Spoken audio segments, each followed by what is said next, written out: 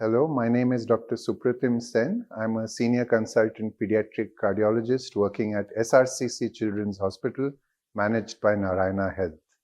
Today I'll be talking about a few cardiac conditions where the child will need lifelong medication and lifelong follow-up. The commonest one I would say is if a child has undergone a prosthetic valve replacement. For example, if one of his heart valves is not working well, the surgeons will go in and they will replace that with an artificial valve. Now, prosthetic valves are an artificial material, and as you know, the blood in our body has a tendency to clot.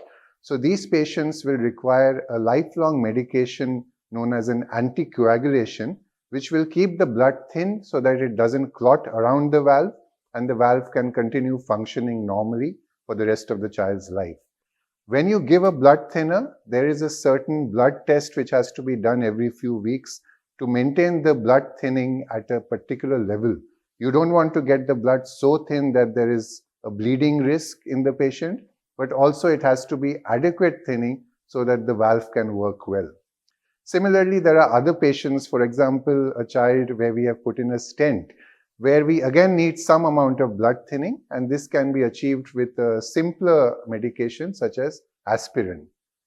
Thirdly, we have patients who may not have a structural problem, they might have an electrical problem in their heart, something like a long QT syndrome. And these patients will present with a life-threatening electrical change known as an arrhythmia. And to prevent that, you have to give them lifelong medications which will suppress the arrhythmia.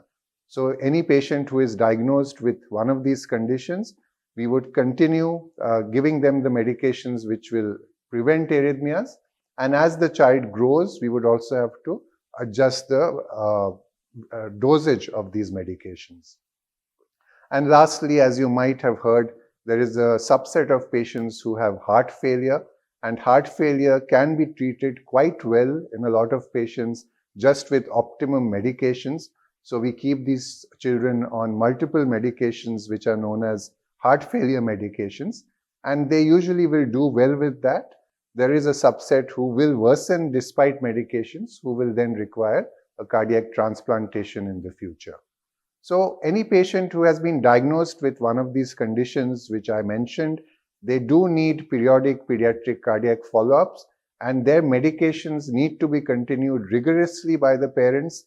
The parents cannot have an excuse like we ran out of a prescription and therefore we missed a couple of doses, because any missing of a dose can be potentially life-threatening in these children. Thank you.